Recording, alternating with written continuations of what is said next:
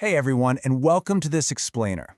Today, we are diving deep into exactly how AI is completely transforming the financial sector. And I mean literally transforming the whole shebang, from those massive macro-level banking institutions right down to the budgeting apps sitting on the phone in your pocket.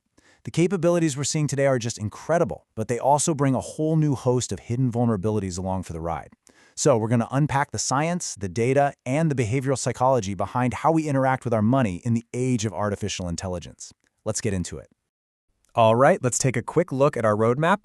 We'll kick things off with AI in the financial system, then look at hidden privacy and security risks, and the rise of scams, frauds, and deepfakes. After that, we'll ask the big question, do we trust AI advice? Then we'll explore AI budgeting in your pocket, and finally, wrap things up with the future of smart money. Okay, starting off with Section 1, AI in the financial system, looking specifically at institutional scale data. Because at this level, AI models are operating at a scale that is honestly kind of hard to wrap your head around. They're consuming absolute mountains of data to do everything from algorithmic trading to real-time fraud detection and credit scoring. To really grasp the power and the risk here, we have to look at what these models are actually eating. The crucial thing to understand is that these systems rely on incredibly diverse data streams.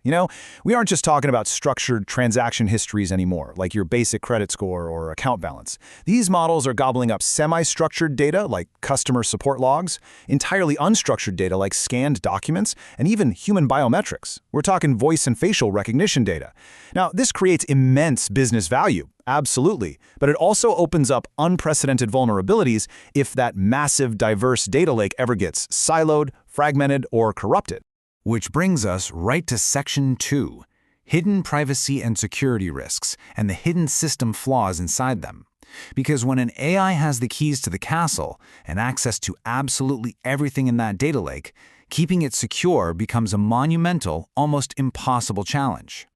Now, here is a truly alarming concept you might not have heard of: data poisoning. When we think of cyber threats, we usually picture some hacker breaking in to steal our passwords, right? Well, data poisoning is an adversarial attack where a bad actor deliberately infects the AI's learning pool. Imagine someone slowly dripping bad data into a bank's system. Over time, the AI learns the wrong patterns, and suddenly, the bank's fraud detection literally just stops working. The AI starts spinning out completely unreliable credit risk scores or generating inaccurate regulatory reports, all because the integrity of the data was secretly compromised from the inside out. And that perfectly illustrates another major vulnerability, which is insider risk. It's not always a malicious hacker in a dark basement. Sometimes it's literally just your own employees trying to do their jobs faster. In 2023, Samsung had a massive proprietary data leak simply because their engineers fed highly confidential source code into ChatGPT to help fix some errors. They were just trying to be efficient, but it forced massive companies to completely ban these AI tools. It just shows how incredibly easy it is for sensitive financial data to leak out into the public domain through totally well-meaning employees. And that leads us perfectly into Section 3, scams, frauds, and deepfakes, and how bad actors are weaponizing AI. Unfortunately, while big banks are spending billions trying to secure their data from poisoning and leaks, fraudsters are using those exact same AI advancements to target everyday retail investors. Just take a second and absorb this number: $305 million. That is the staggering amount of money lost to investment-related scams in 2022, as reported to the Canadian Anti-Fraud Centre. To put that into perspective for you, just 2 years prior in 2020, that number was $33 million. We are looking at nearly a tenfold increase in just a couple of years, and AI is the primary catalyst driving this massive explosion in financial fraud. So how are they doing it? Well, large language models basically turbocharge these scams in 3 specific ways. First, they dramatically lower the barrier to entry, meaning scammers can pump out thousands of attacks with basically zero effort. Second, they increase the sophistication of the attack. You know how old phishing emails were super easy to spot because they were full of terrible grammar and spelling mistakes? Yeah, those days are long gone. AI makes the grammar flawless. And third, AI enables insane hyper-personalization. Fraudsters can replicate the writing style of your boss or use deepfakes to clone a loved one's actual voice to bypass biometric security. Basic, generic phishing is a thing of the past. Let's transition over to Section 4. Do we trust AI advice? The behavioral test. Knowing all these risks, knowing AI can be poisoned, leak data, and generate perfect scams, How do everyday people actually react when an AI tells them what to do with their hard-earned money? Do we actually trust it? Well, to find out, the Ontario Securities Commission ran this incredibly revealing experiment. They gave nearly 8,000 Canadians a hypothetical $20,000 and asked them to allocate it across equities, fixed income, and cash. But here was the trick.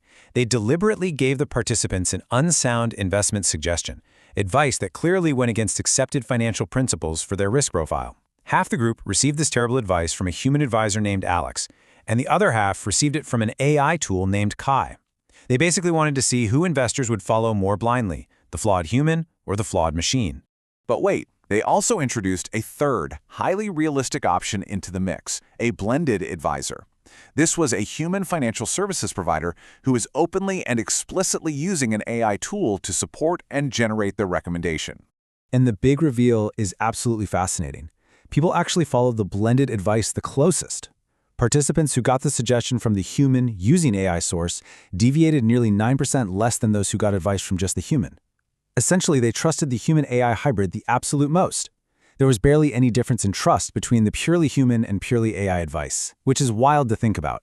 It totally proves that despite all the risks, we might actually prefer a cyborg approach to our finances.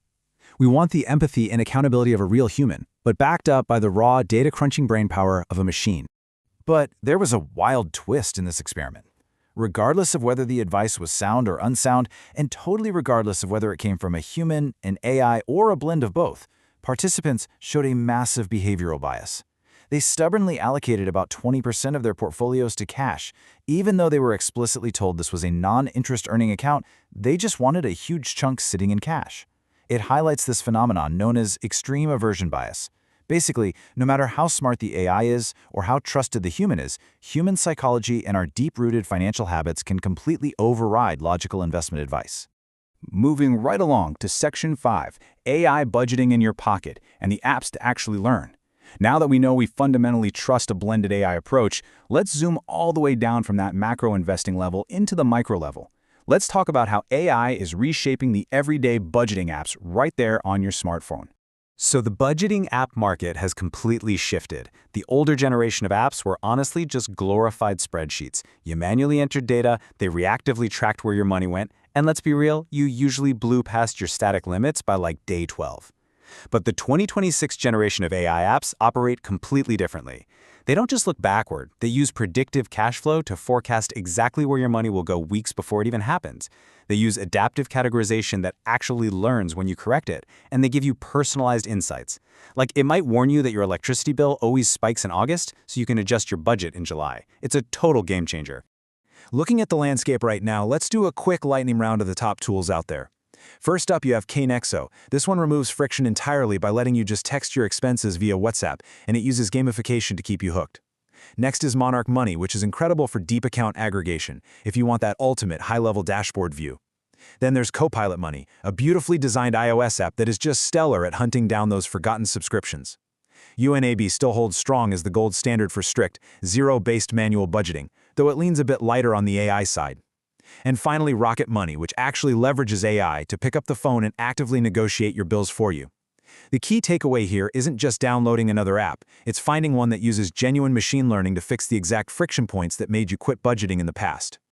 Which brings us to our final stop today, Section 6, the future of smart money. Who is really in control? So what is the ultimate takeaway from this explainer as we look ahead to the next evolution of our financial lives? Well, we've seen how AI is revolutionizing institutional data, creating some scary new threat vectors, but also how it's genuinely earning our trust as a hybrid advisor and actively optimizing our daily spending. The trajectory here is incredibly clear. AI is rapidly transitioning from a passive tool that simply tracks our money into an active financial coach that makes real decisions on our behalf. As AI begins automatically rebalancing our spending, predicting our life expenses, and actively negotiating our bills, we really have to ask ourselves a provocative question. As we hand over the reins of our financial lives to these incredibly powerful yet vulnerable systems, are we mastering our money, or is the AI mastering us? Thank you so much for joining me on this explainer, and I'll leave you to ponder that one until next time.